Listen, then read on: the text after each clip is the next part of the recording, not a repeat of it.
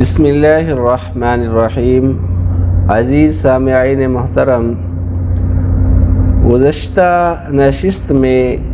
جناب نبی کریم صلی اللہ علیہ وسلم کی ولادت و سعادت پہ بات ہو رہی تھی۔ نبی کریم صلی اللہ علیہ وسلم کا شجرہ نسب کچھ اس طرح ہے: محمد بن عبداللہ بن عبد المطلب بن ہاشم بن عبد مناف بن قصی بن کلاب بن مرہ بن کعب بن لؤی بن غالب بن فہر بن مالک بن نضر بن کنانہ بن خزیمہ بن مدرکہ بن الیاس بن مضر بن نزار بن معاد بن عدنان۔ یہاں تک جو شجرہ نسب ہے اس کو امام بخاری رحمہ اللہ نے اپنی کتاب بخاری شریف میں ذکر کیا ہے، اور یہاں تک جو شجرہ نسب ہے وہ سبھی کے ہاں مقبول ہے، مسلم ہے، کسی کا ان اسماء گرامی میں اختلاف نہیں ہے۔ اور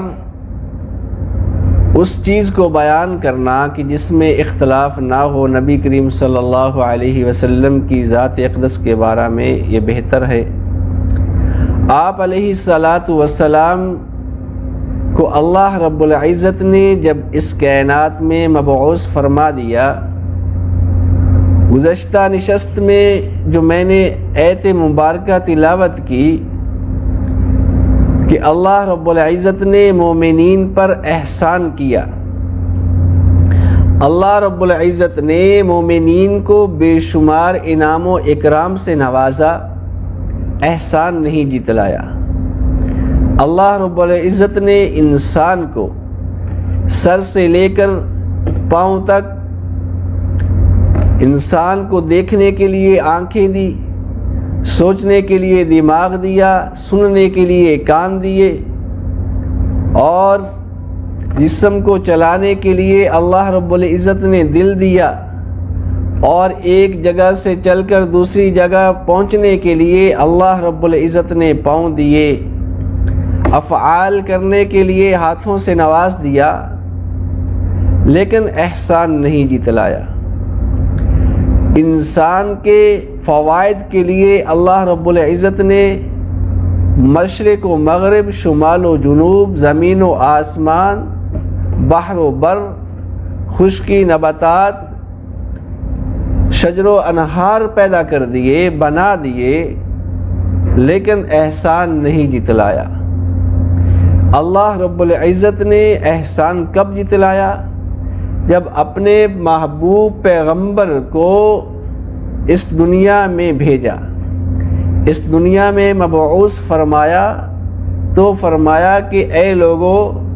میں نے تمہارے اوپر احسان کیا ہے اپنا محبوب پیغمبر بھیج کر۔ آپ علیہ الصلاۃ والسلام سے پہلے بھی بے شمار پیغمبر آئے، آدم علیہ الصلاۃ والسلام سے لے کر جناب عیسیٰ علیہ الصلاۃ والسلام تک پیغمبر آئے، لیکن احسان نہیں جتلایا۔ تو یہ اللہ رب العزت کا اس امت پر، یعنی امت محمدی صلی اللہ علیہ وسلم پر